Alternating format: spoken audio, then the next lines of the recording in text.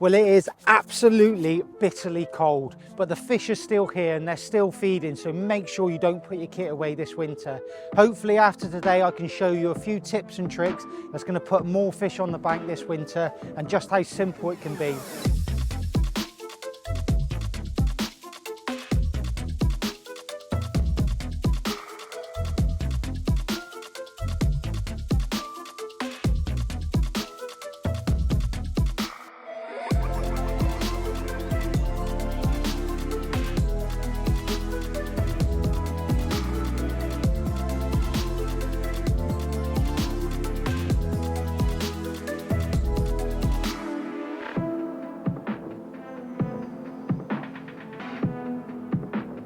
One or two rigs, one or two baits. It can be as simple as that and it's going to catch you so many fish this winter.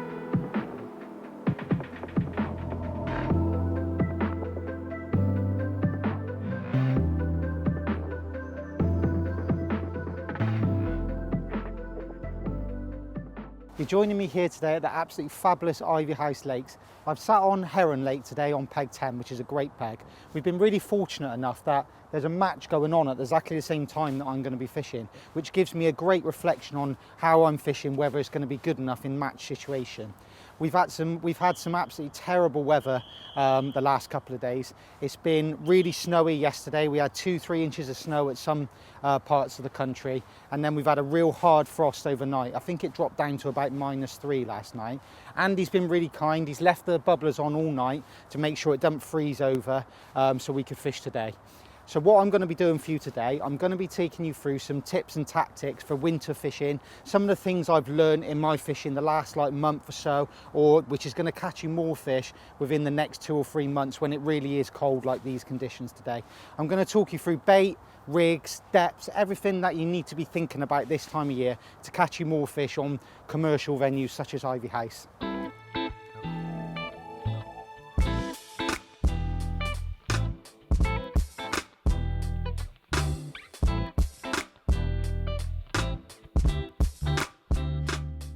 So one thing that I've learned over the last couple of years, that when the air temperature and the water temperature drops as low as what it is today, I mean it's been -3 overnight, so the water temperature is going to be dropping very low, is that the fish really do react to noise. So we're in a situation today where even though I'm pleasure fishing, there is a match going on, so there is still quite a bit of noise around the lake. So one thing I've learned is that the fish really do react to this. So starting short for me today isn't going to be the way to go, because the fish really do move away from the noise. So with this many people around the lake, the fish do tend to push away from you.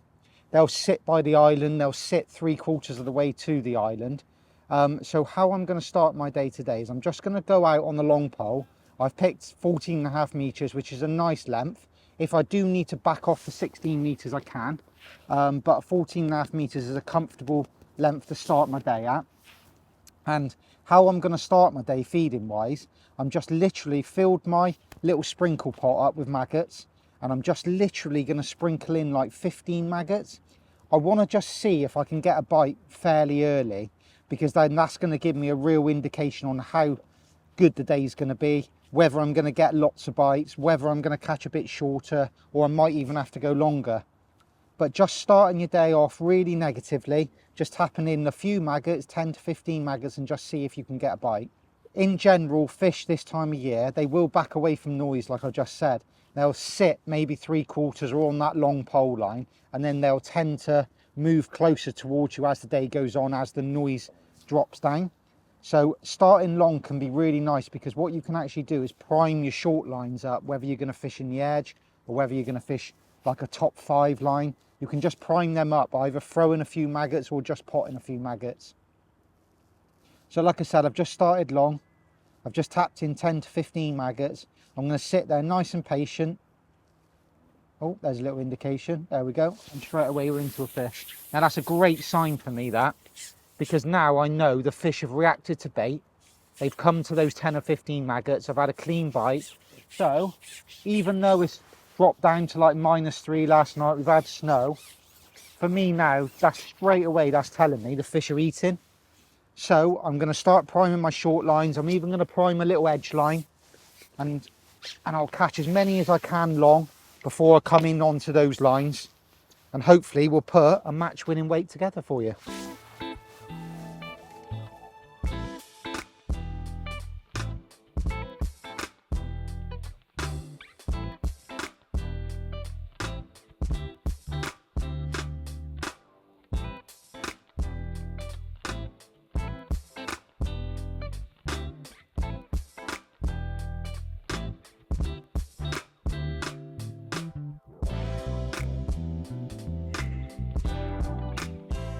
So we've gone out, caught that first little carp, and second chuck, we've gone out, we've repeated the process, just another 10 or 15 maggots, and we've caught an F1, which is a great sign, because what tends to happen on lakes like these, the F1s do really seem to like ball up in an area.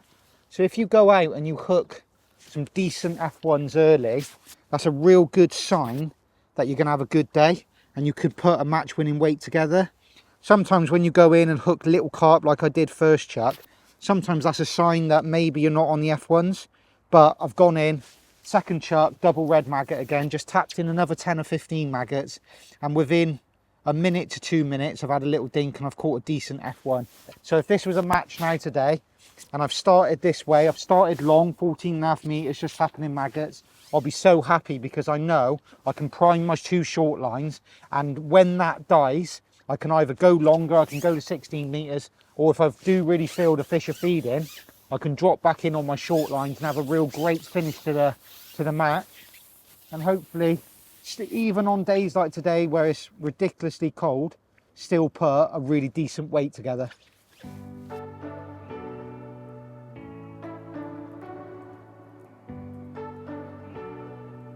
Right, so one thing you need to think about when fishing at this time of the year, in the colder months, when fishing with maggots and just tapping them in with a sprinkle lid, is the height that the bait goes in from.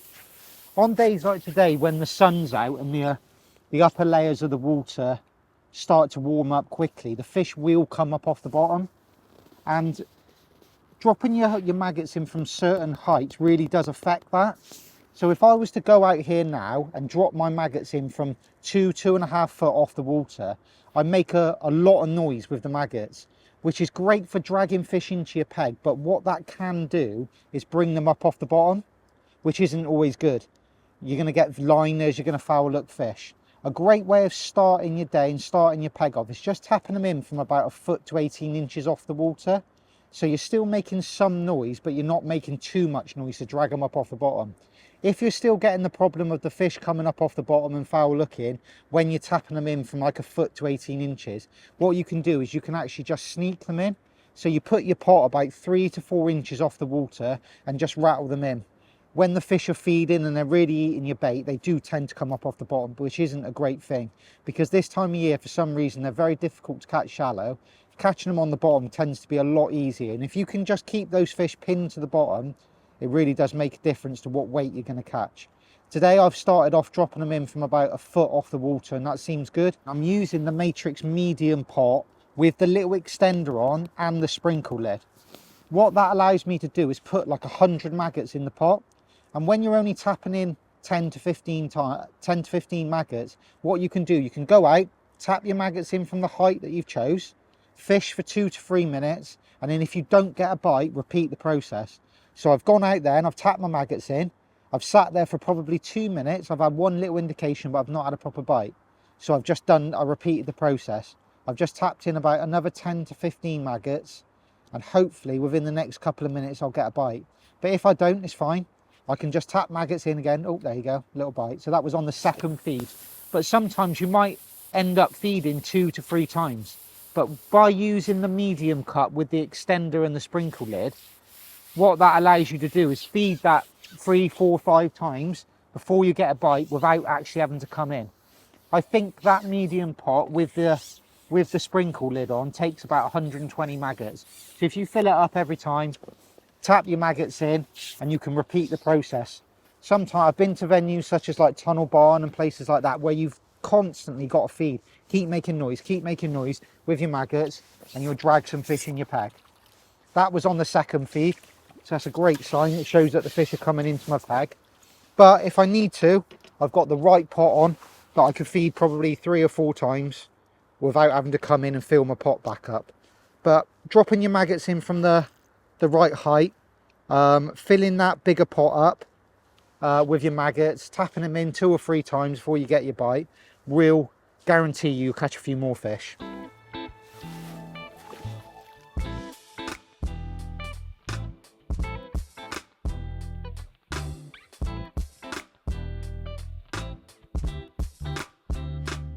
So for me, it's really important to keep your bait choice in the winter months very simple. Because you're not getting as many bites, when you go out and you start fishing, you need to be really confident in the bait you're using. That's why today I've only really brought with me 3 baits. Now this is really what I would take to any commercial venue this time of year. The only other thing you can take with you is a slice of bread. If dobbing bread for some bigger carp can be good, sometimes I will take some bread. But when the fish are feeding, this is my bait choice. So we'll start off with pellets. Now, obviously in the summer, hard pellets are brilliant, but this time of year now, when you do fish pellets, soft pellets are absolutely brilliant. So the way I prepare them, I get my 2mm pellets, I put them in a bait tub, and I'll do something, I just call it lipping them. So I'll get the water, just tip it over the top of the pellets, and leave about 1 centimetre of water over the top of them. Obviously the water this time of year is colder that you're using, so just be prepared that you probably have to do it before you leave your house in the morning, because it does take a long time for the water to swell into the pellets. And now when they're fully swollen up with the water, they'll go nice and heavy, which is really important because you want your bait sinking quickly. And you can put that into your kinder pot with your little sprinkle pot, and you can tap them in nice and neat. It's very similar to how you fish with maggots. Now obviously you can't put 2mm around your hook, so my bait choice when I'm feeding micro pellets is expander pellets, 4mm. Now this is really simple how I prepare them. I literally get a handful of expander pellets, put it into a bait tub, fill them with water, so you've got loads of water in your bait tub, and just let them soak in. This time of year with the temperature of the water, it'll take about 1.5 hours to 1 hour and 40, maybe 2 hours for them to soak totally up. They do still float. So when you actually go to pick one up to put it on the hook, what I do is I just give it a little squeeze in the water so it does start to sink a little bit more, and then the weight of the hook will make sure the bait sinks. So yeah, that's pellets. Pellets work absolutely fantastic on lakes where you've got a lot of other fish, and when you fish with maggots, a lot of the time you can get bitted out. So fishing with pellets really is a must bait at this time of year. Another bait I brought with me today is crushed expander. Obviously I've mixed up probably enough for me and the whole match today, because it's just very tempting with a 2 kilo bag to tip a load in a bowl. But you literally need a handful when you go fishing. The best way of feeding this in the winter is just to put tiny little balls in like that. Now that really is attractive to the fish this time of year. It will drag loads of fish into your peg on the harder days. The downside of feeding crushed expander is sometimes it can drive the fish a little bit crazy. You might foul hook an odd fish. But on the hardest of days when you're really struggling for a bite, potting in a tiny little ball crushed expander like that can be absolutely brilliant. That's why I will always bring it with me anywhere I go this time of year. Now my last bait I brought today is my #1 bait this time of year. Maggots are a bait that probably catch 80 to 90% of fish around the country on commercials at this time of year. I just personally like just to bring red maggots with me. I think white maggots can be absolutely brilliant in the summer, but red maggots in the winter for me, because it just keeps it nice and simple. I can put 1 or 2 red maggots on the hook. I can go out, I can throw them on my short line, I can tap them in on my long line, and if I can look to even catch shallow at this time of year, I will pick up a catapult. But if you just take red maggots with you, make sure you get to your peg, bring a riddle with you, put your maggots on the riddle, shake all the dust off of them, get them nice and clean. The last thing I want is to be tapping in my maggots and have dust and maize coming off them, bringing fish up off the bottom. But that's the 3 main baits. Like I said before, sometimes I will take an odd slice of bread, but I can guarantee you if you just keep it nice and simple, take those baits with you, prepare them in the way I've said, hopefully you'll catch a lot more fish.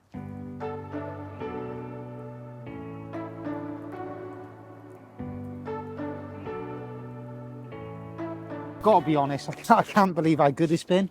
So we started off at 14 meters, just rattling in a few maggots, and we had bites straight away. And I've probably caught in excess of probably 30 fish on that line. We've had bite after bite, which has been brilliant. But what has happened, it started to slow down, and I just started foul looking an odd fish. Now, the whole reason why I started off at 14 metres and not like the 16 metres is that at any point, if that 14 metre line did go a little bit funny and you felt like you need to go somewhere else, I've got the capability of putting another section on, re-plumbing up and starting again like a section patch, which works absolutely brilliant. So here today at 14 metres, you're at the full depth of the lake.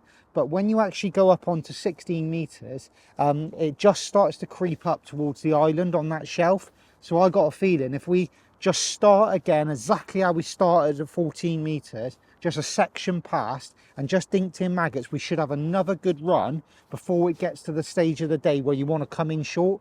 I am feeding my maggots out my hand short, so hopefully like 1 o'clock-ish I can drop in short and have a real good go there. But my next step after starting at 14 metres and having a good run would be to put a section on and start again a section past. Obviously some people haven't got a 16 metre pole, but whatever length pole you've got, if you start a section short of your full capability, that's always a brilliant way of starting your day. Obviously this time of year starting long is normally essential. That's where the fish back off to whilst you're setting up. So yeah, a great tip for you. Start a section in from the full capability of your pole. Start off fishing there, hopefully have a good run. If it does go a bit funny, re-plumb up a section past and start your peg again. Here, like I said, is 2-3 inches shallower, so I'm just creeping up onto that shelf, which is perfect. I just dink my float down 2-3 inches, which gives me a little bit longer line between my float and my pole tip, which is great because I'm fishing a longer distance. So to be honest, it's worked out absolutely perfect. So what I'm going to do now, I'm just going to go a section on, start again, and see if I have another good run before coming short.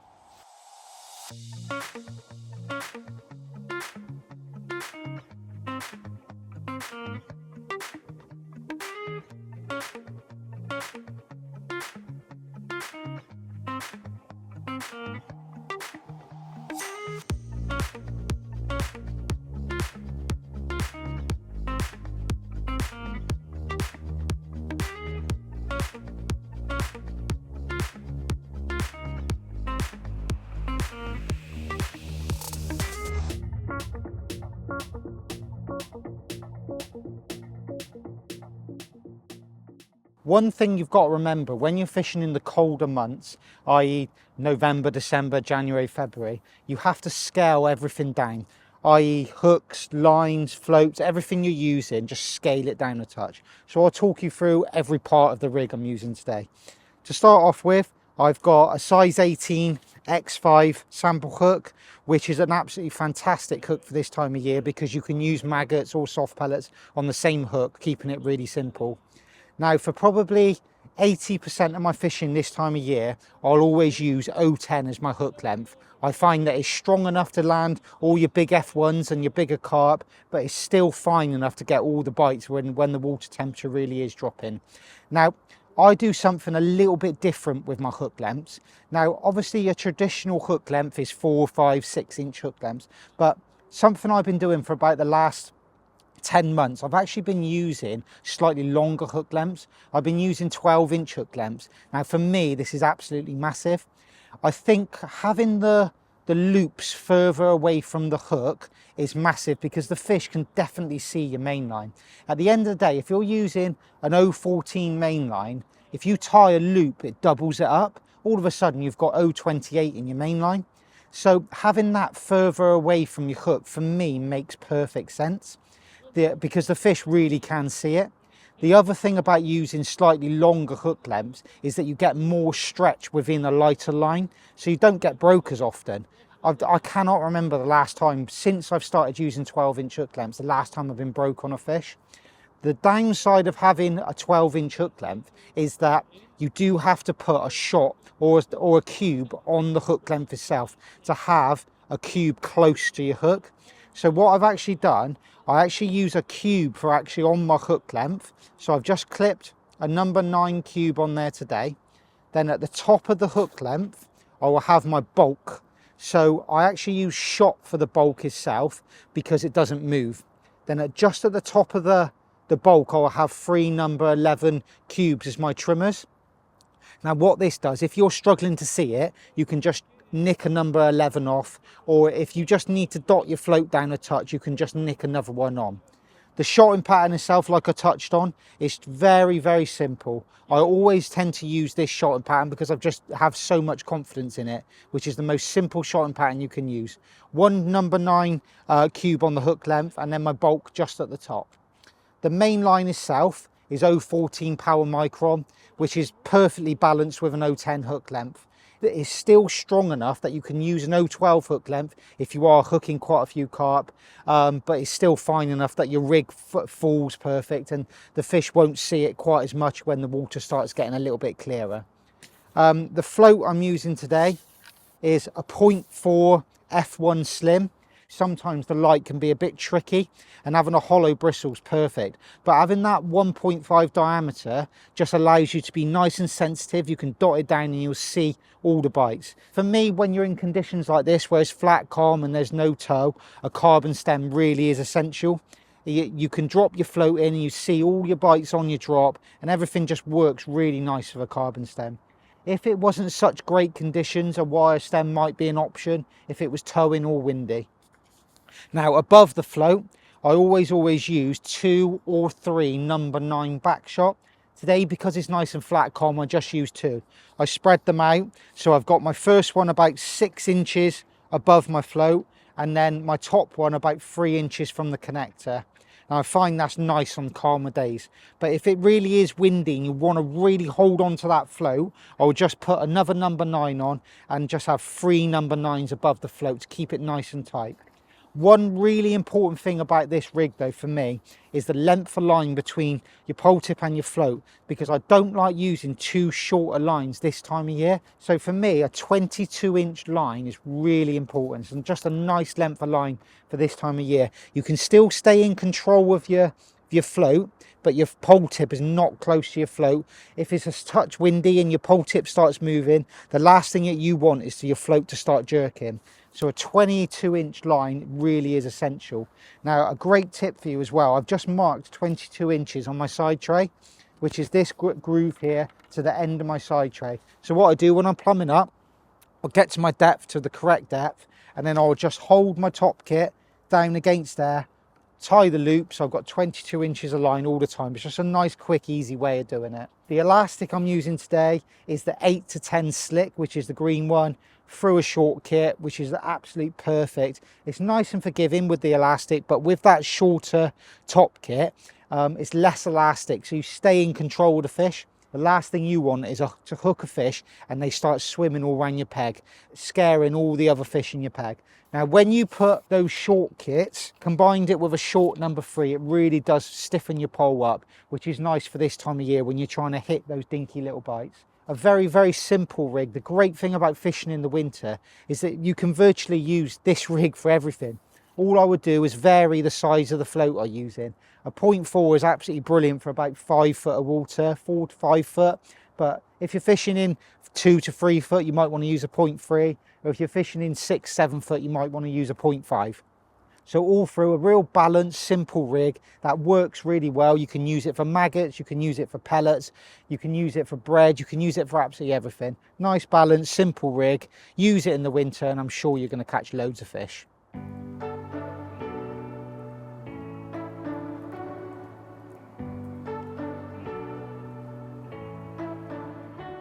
So I've just come back a section to like 13 meters. Tapped a few micros in, exactly the same as what I was doing with the maggots, and I've had some bites in pretty much straight away. I don't think it's going to be quite as good as maggots, but I've just done it to prove a point that pellets still work this time of year. The other circumstance where pellets can be absolutely brilliant is that a lot of fisheries this time of year tend to stock the fish, stock new fish, and when these fish get stocked, they tend to have been bred on pellets. So they don't really know what a maggot is. So when they get stocked into the lake, if you're going there the week after, or maybe 2 to 3 weeks after, the best bait always is pellets. And that is something you do catch on pellets. You do tend to get an odd, decent carp. So there's a few circumstances when pellets are brilliant for me. When the lake you go into, there's lots of small fish, i.e. roach or perch. If it's just been stocked with newly stocked fish, pellets can also be brilliant. Or if you're in a circumstance where you get a rise in temperature, say it's been 2-3 degrees all week, and then all of a sudden you get 3 or 4 days where it goes to like 10 degrees, pellets can be brilliant there. So that's why I always tend to have my maggots, I have my crushed expander, but I'll always wet a few pellets up. You don't really need many at all, just a tiny little pinch of expanders, a handful of micros, soak them all up as I explained, have them on your side tray. I can guarantee you there'll be certain circumstances through the winter where you'll be fishing, you'll just pick your pellets up, start fishing and you'll catch. So hopefully that'll catch you a few more fish.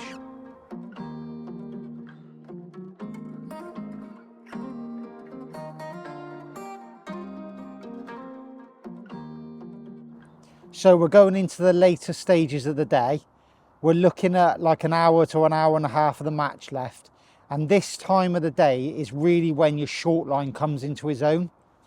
I feel like what happens on these commercials, whilst just setting up, you're making a lot of noise and the fish move away from you. That's why starting long can be so good. But at this stage of the day, when the fish really do want to start to feed, they come onto this short line. And if you've fed it correctly before you go on it, it can change your day from being an average day where you're catching maybe 30 to 40 pound to catching in weights of 60, 70, 80 pound, which can be the difference between coming halfway in your match and winning. So I'm actually building my peg up from about halfway through the match right the way through to the end of the match. As soon as I drop on it, I actually use a cup. I know I've been throwing there, but when I first drop on it, I just want to try and centralise the fish that are in my peg, because they could be over a little bit of an area. But once I've caught a few, say 3 or 4 fish, using a cup, what I'll do is then take the cup off and start throwing. And if I can catch on this line, throwing my maggots, you know then really you're going to catch a big weight. And what tends to happen on this line is you tend to catch fish that you haven't caught long. The fish you catch on this line tend to be a lot bigger. You catch the old fish in the lakes, like the 2, 3, 4 pounders, and that's why you can build up a weight so quickly. So this is why I think building this line up can be so good, is because when the fish really want to feed, they'll move onto this line. But I've just dropped on it, I've tapped a few maggots, and I just missed a bite then, and one of my maggots come off, so I had to rebait up. Again, I'm fishing double maggot, and hopefully we can catch 3 or 4 fish nice and quickly, and then I'll start throwing and see if I can continue to catch. And if I can continue to catch then, oh, there you go. Oh, that was absolutely perfect. So I just dropped in my 10 or 15 maggots, and the float was just sat there nice and dotted down. Nice little dinky bite, and away you go. And that's the sort of speed that you can catch at on this line, and that's why it really is a game changer. What you'll see on a lot of snake lakes this time of year, the people that catch and feed and do this line the best, that will be the difference between coming 3rd, 4th, 5th in the match and winning. So make sure you build this line up. When you're shipping out, stop, throw your maggots, trying to be as accurate as possible, drop on this line, catch a few pot in, start throwing, and if you can get that line dead right, it really is a game changer and it's going to win you a load of matches.